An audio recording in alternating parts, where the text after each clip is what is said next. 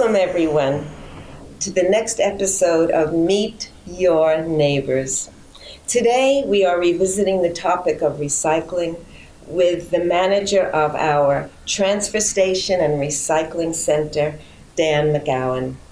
Our focus, though, is to clarify and simplify the recycling process so that we all learn to do it correctly and not contaminate the recycling stream. Each one of us need to work together for the survival of our environment and our magnificent planet Earth. Together we can do this. So welcome, Dan. Thank you so much, Marge. It's my pleasure to be here. Thank Dave, you. great to see you.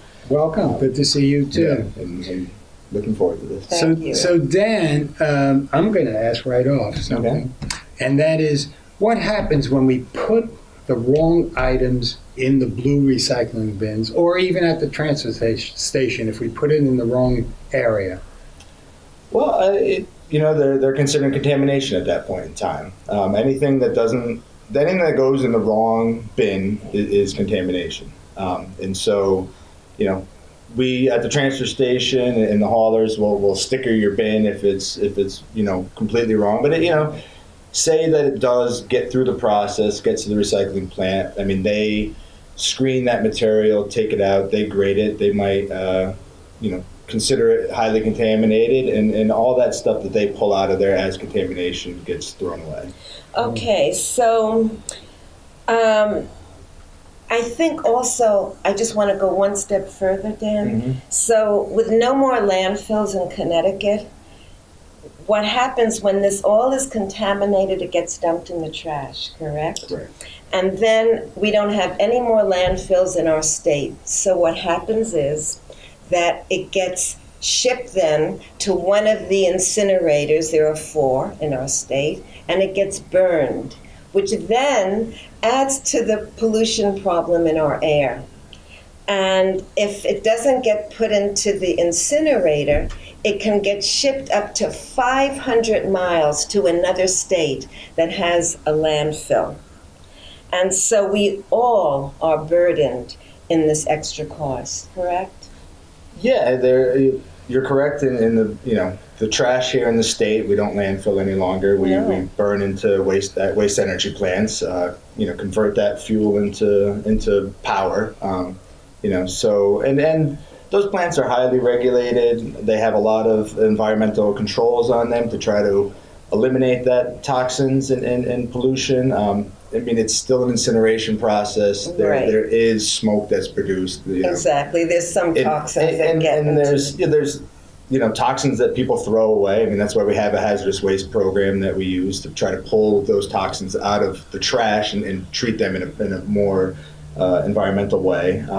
That gets trucked in.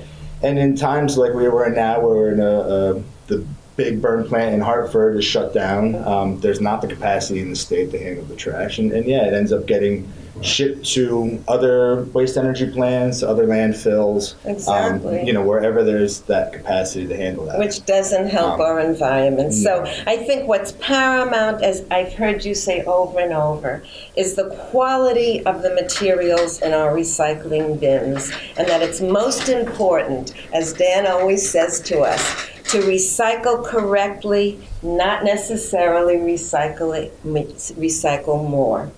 Yeah.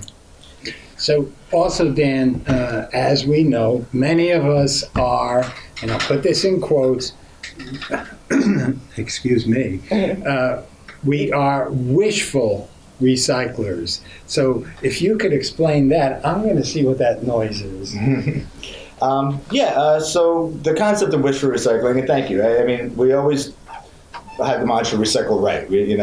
And wishful recycling is things that we're at our bin and we go, is this recyclable? Is it on the list?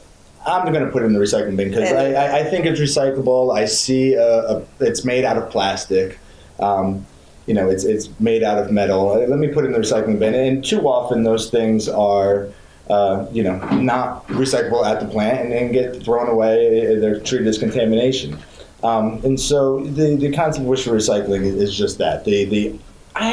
don't know if this is recycled, but I really want it to be. Right. So let me put it in the recycling. It makes us feel better that we're And recycling. then, unfortunately, that is contamination. It's not going to be recycled. It's something that, contaminates the other products that we have, so that makes them less marketable, less recyclable. Exactly. And really just fouls up the system. And I know one example you've given in the past is garden hoses, plastic garden hoses. They don't belong in the bin. Right. Yeah, and really any of those tanglers, Exactly. hoses, electrical wires.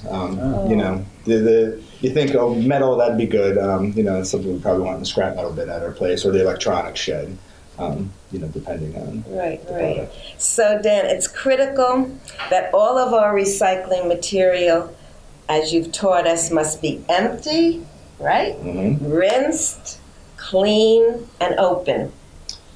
Yeah. Lids thrown away because they also can gum up the works of the equipment. And nothing shredded, you've taught us. Nothing shredded at all. No shredded paper, that's exactly. correct. So if you need to shred because of the security purposes, shred it. But then do not recycle your shredded paper.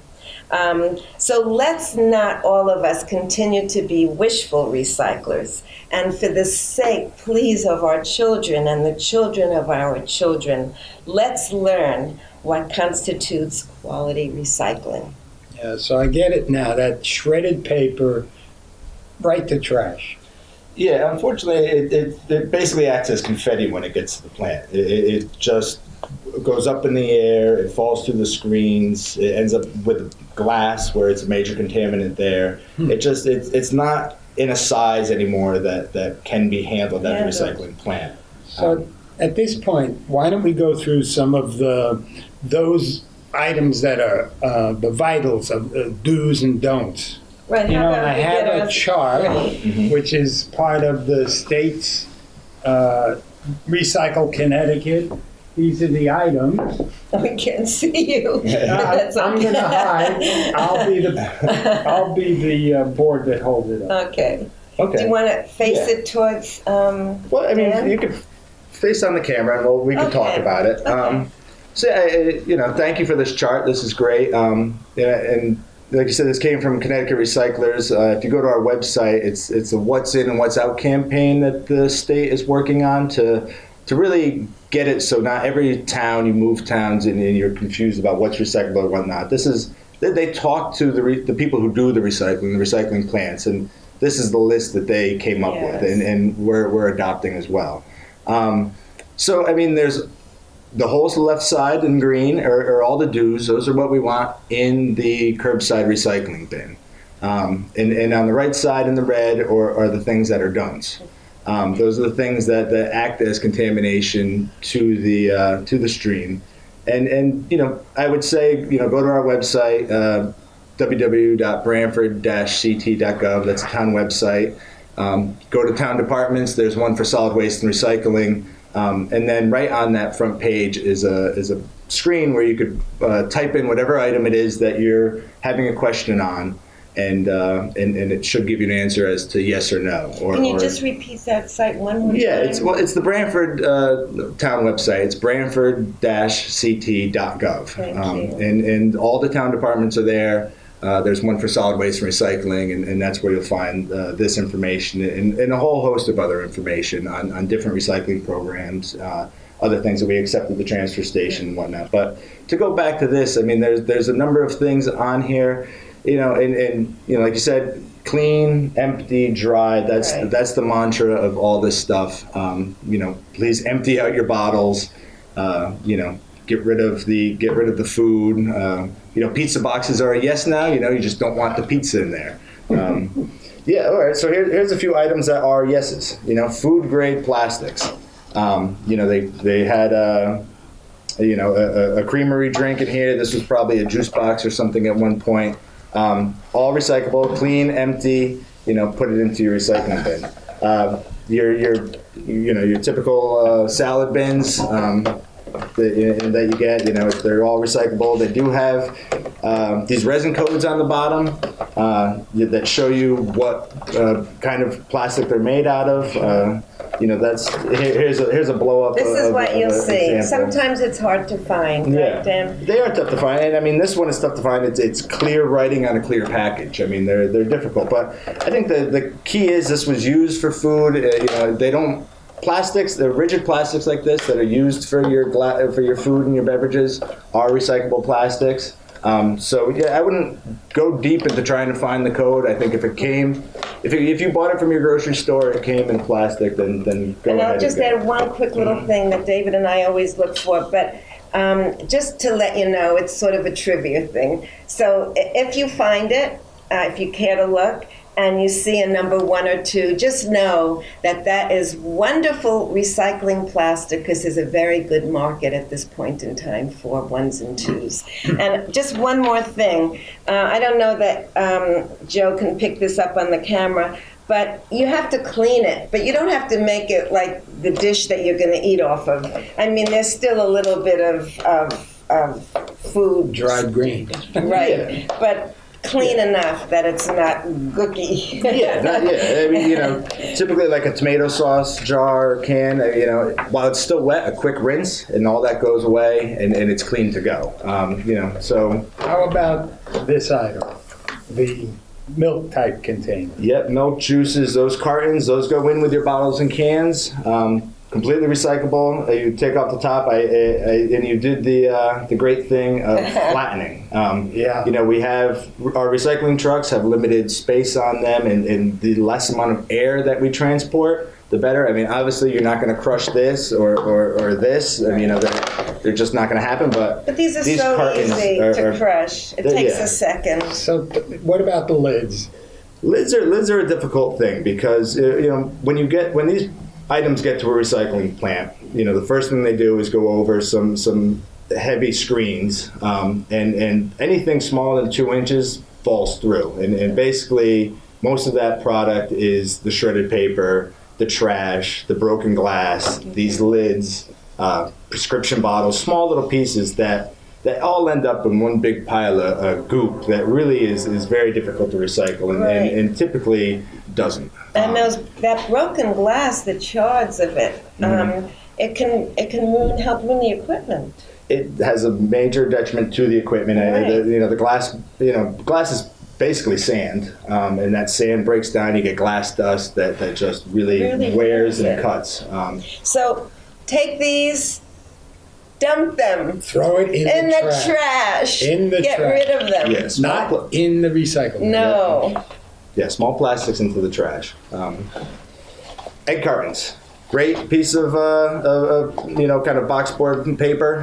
Go ahead and put those in with your newspapers. What would be great is I've been keeping them for school projects with my little kids, but that's great. But maybe you could find a local farmer or a friend. I mean, everybody has chickens these days, it seems. So, and you could find a reuse for them. But absent of that, go ahead and put them in your recycling bin. Again, not loose in your blue bin like these other materials. I would go ahead and put these in with your newspapers.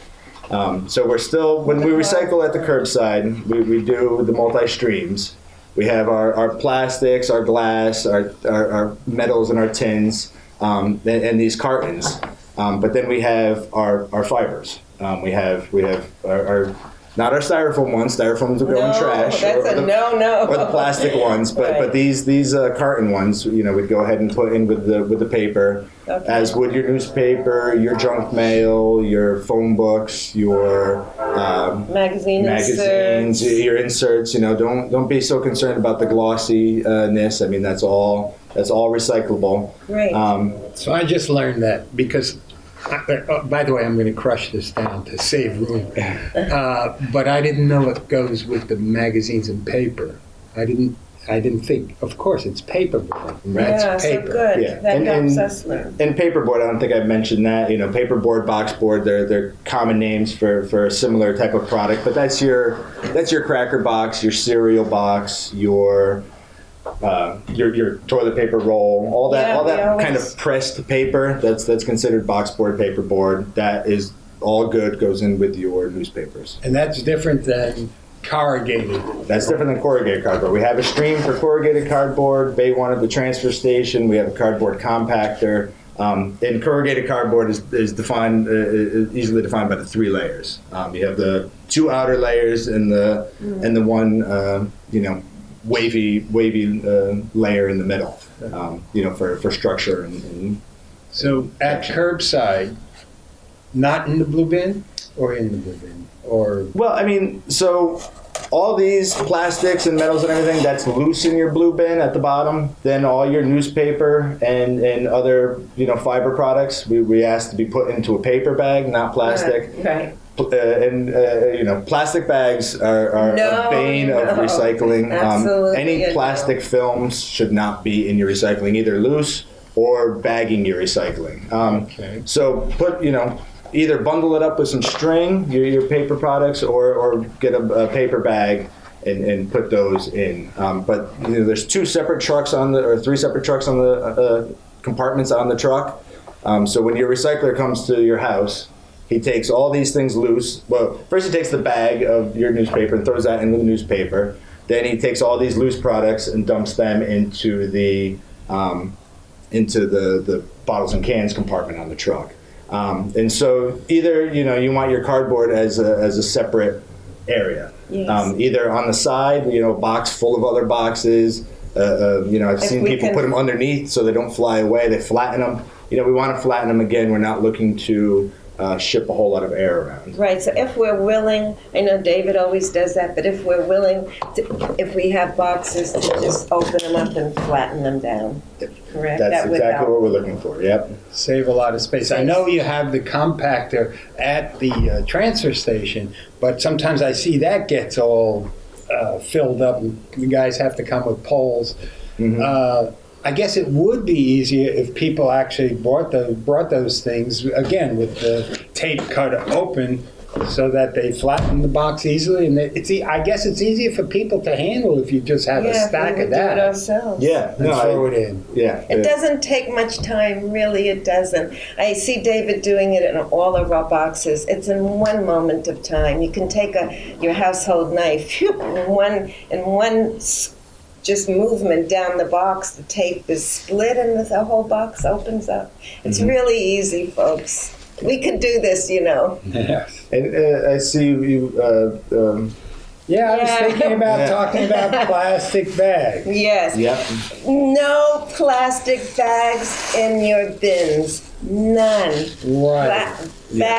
Plastic bags cannot get recycled. And of course, right now it's a big issue in our town because there's a proposal for a ban on single-use plastic bags from the retailers. The main thing we want to do now, as Marge said, is no plastic bags in the recyclable bins at all.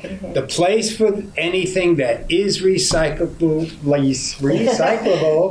in terms of this Twister. yeah, it is. For my tongue. This media is the plastic has to be, I don't know if you can zoom in, Joe, stretchable. That's what's recyclable. You see how it actually, before I cover it, it actually stretches. Whereas other plastic packaging, like this from one of the vegetables, green beans in this bag, it's You just can't stiff. stretch it. There isn't any stretchability to it. So if it's stretchable, David, where do we take it? Okay, it's familiar to many of us already. Take it to the supermarkets. Take it with you. Yeah, when you go shopping, just take it, and there's a place as you enter, just deposit it there. And additionally, the things that can be deposited in those bins, it's not just the plastic bag, and it doesn't have to be the plastic bags from that store only. No. It can be plastic bags from any of the stores. Anything that you're going to be getting rid of that's like this, bring it there. Also, what else could be brought What else fits this description? Yeah, so there's a number of plastic films, and I have to give a plug out to our transfer station as well, that we too have a bin in Bay 1 by the cardboard compactor for these plastic films. But by all means, if you're not going to make it to us, bring it back to retail and utilize one of those bins. But yeah, it's not just a single-use bag, and there are some initiatives out there to ban their use in the state. Yes. Here in Branford and in neighboring towns, and there's a statewide ban. But and thank you for explaining some of the no's, like the salad bags and the frozen food bags, chip bags, candy wrappers, any of those crinkly, non-recyclable. It's a recyclable stream for polyethylene film, which is your single-use bags, it's your dry cleaning bags, it's your newspaper bags, it's the product film overwrap around your paper towels or your bottles of water or things of such nature. To go back to the box of cardboard that comes to your house, one of the great things now is they don't fill them up with a whole bunch of styrofoam peanuts, but they use, here's a perfect example, they use these air pillows. These are, you'll see a lot of them will say recycle. This one says recycle, reuse, number 4. This is a nice stretch material. This is fully recyclable in your stream at the retail store or in Bay 1. Again, not anything we want in the recycling bin, a major contaminant to the recycling bin. I would just say, so you don't fill up. Again, we're not looking to transport air. Pop them. They're kind of fun. Your kids will love if you have a grandkid or a child. Go ahead, enjoy. No, it might be a little too loud, but yeah. It's great that we're not using styrofoam and things. This is a fully recyclable product. We just need to bring it back to its proper recycling destination. Exactly. And of course, if you have, if you're using the recyclable plastic bag at home and you rewash it and you use it again for some other purpose, you're storing stuff in it. Yeah. Be creative, right? Reuse it. That's fine. Exactly. But once its life is gone, then bring it clean and dry to the proper supermarket or to the transfer station to be put in that container. Exactly right. So just to reiterate quickly, no plastic bags at all. I don't care. It doesn't matter if it's stretchy or not. No plastic bags in your recycling bin. Why is that? Because it will contaminate everything. It cannot be recycled in that way. So none. But the recycled bags are only the ones, and you will, if you just touch them, just feel them, only the ones that stretch are recyclable. Every other bag you have to put in the garbage. So that brings us to the point that we shouldn't bring so much plastic into our homes and into our world. So what happens when we put them in the recycling bins, if we make that error, they can get caught in the equipment. Men have to go into this equipment with their box cutters and manually remove the plastic, which then all has to be dumped in the trash. So please, no plastic bags. That's a waste of time, I'd assume. Money, everything. Oh, yeah. And, they're trying to process all this stuff. They have the machines stuck. Right. It shuts down their line and is a major cost to their operations, and obviously they pass that cost onto the taxpayers. Exactly. So can I just have a plastic bag that's stretchable? If we cannot clean the stretchable bag, if it rips, if we could no longer reuse, then please, what you do when you throw them in the garbage. When you're ready to throw it in the trash. When you have to, you can't use them anymore. Take them into knots. Make as many knots as you feel is fun. And then you can put them in the garbage. The reason we say this is if they were to find their way into our oceans. Can I have another bag, please, David? Not right now. Thank you. If they find their way into the oceans and they're just swaying and floating in the water, our magnificent turtles see it as jellyfish. And what they do is they eat them. And then what happens to the turtle is that the turtle dies because they can no longer consume food. It is just like it gums up equipment, it gums up their intestines. That's what they're eating is the plastic bag, so they get no nutrition from what they have to eat. These are not jellyfish, so we don't want them in the water. So please, if you have to throw them out, make it like this. It's less of a chance. If it does get into the water, which we hope not, it won't sway and look like jellyfish, and we'll save some turtles. Well, and it also in the equipment, in the trash, it won't tie up the equipment as easily. It won't get bound up in that turning equipment. So it's a win-win. So Dan, if there's one thing that David and I would like in this message, and if you have another single message. I think I know what your single message is because you've said it to us so many times. But our one message is this. We'd like our viewing audience to take away with them that if we work together to reduce, so please, if we all reduce our consumption, that's a major factor. And then we've talked over and over about reusing.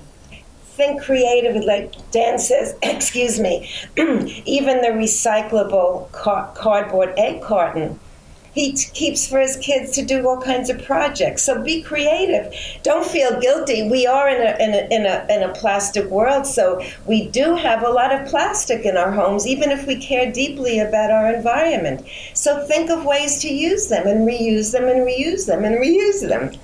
However, another part that we put in our equation is refuse. Be mindful when we go shopping and someone wants to offer us a plastic bag. Say, no, I have my cloth bag. Thank you very much. Another change that David and I made, we used to buy eggs in stiff plastic container, rigid, 2 dozen eggs. We liked the price. They were organic. It was good. We bought them. And then we said, what are we doing? We changed our vendor. We don't buy from the eggs from that store, and we buy in this cardboard box. Paperboard, yeah. Same price. We're not really losing any money, and we're doing a win-win for the environment. So we don't buy the produce in those bags. We try to avoid them. We go to the stores that'll offer us good. Well, we happen to like organic, but that's an individual choice. But we find the organic produce in stores where it's not bagged, not bundled, it's loose, and for us it even lasts longer. And the last part of the equation is to recycle. Recycle, I don't know if, Joe, you could pick that up, but it's to recycle correctly. Not just recycle. And not to be wishful recyclers, but to really be mindful. We're doing this, all of us, for our children and the children of our children, so that they have good air to breathe, decent water to drink, and food that's not contaminated to eat. So together, all of us, we can really do this. Okay, you had your time. Is there anything you want to say? I think it's exactly right. I mean, we reduce, reuse, recycle, and make a consumer choice. It's these are things that we buy. And this is the materials we create. Waste is a choice. These things aren't waste. I mean, they're materials that can be made into new materials. They can be reused for other things, and that's a choice you make as a consumer to do the right thing for our children, our grandchildren, the third generation to come after that, those are things we need to think about as we go through our lives. Right. So clean and dry. I think we've said that a number of times. That's right. We want clean recyclables. That's what gets made. That's what the recyclers want. That's what they could bale and sell to to the manufacturers to replace virgin materials to make new recyclables. And right. That's that circular economy that we need to be part of. I mean, just just collecting this stuff isn't enough. We need to be able to process it and manufacture it and make new things out of it.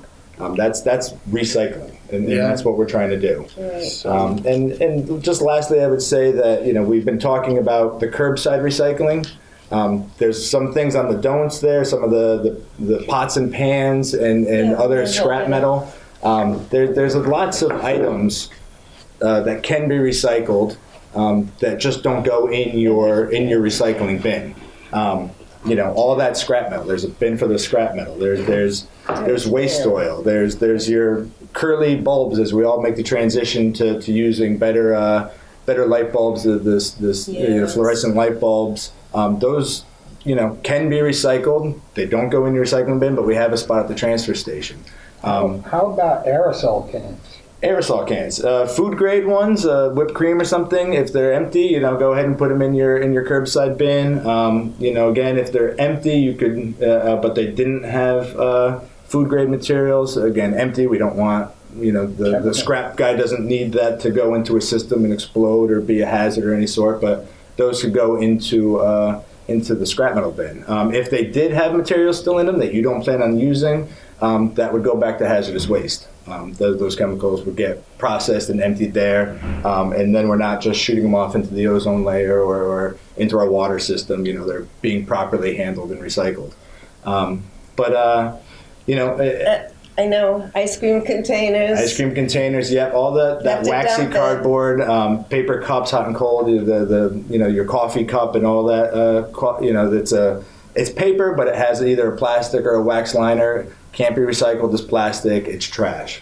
Ceramic mugs and plates. I think that's a big one. Just a tiny little piece of ceramics mixed in with a glass stream is a major contaminant. When they melt the glass back down to make new glass, it kind of explodes and pops. It degrades the glass, and so it contaminates those loads. You can't recycle it. So any ceramics, any pottery, any clay, make sure you put in your trash and not into the recycling machine. What about broken glass? Yeah, broken glass. You mentioned that before. Broken glass, you could bring it to the transfer station, be recycled. The reason we don't want it in your curbside bin is there's still workers out there picking up all your recycling, putting it in the proper compartment. And so it's really a hazard to them to have shards of broken glass that they have to deal with. Safety is paramount with everything that we do. So I have a question, Dan. So paper cups, hot and cold, but if it's waxy inside, but if it's not, there are some that we buy, the ones that say compostable, actually.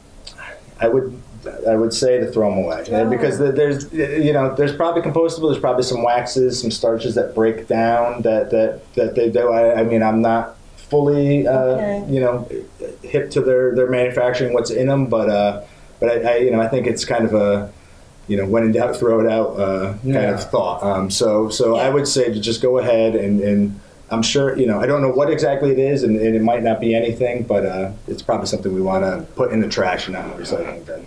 Great. So the only thing that I have to say now, Dan, is we thank you once again for your time, for your information. It's so valuable. And you are performing a very vital function to our beautiful town of Branford, and we are very grateful for it. Thank you Thank you so much, David Marge. It's been my pleasure to be here, and my pleasure to do what I can to help the town and our environment. And my door's always open. If anybody has any questions, if you go to our website, the department phone number's there. Please feel free to call. And together we could do this. We certainly can. We're going to. Yeah. We are. Thank you so much. Thank you. See you on next month on Meet Your Neighbors. Bye. Bye-bye now.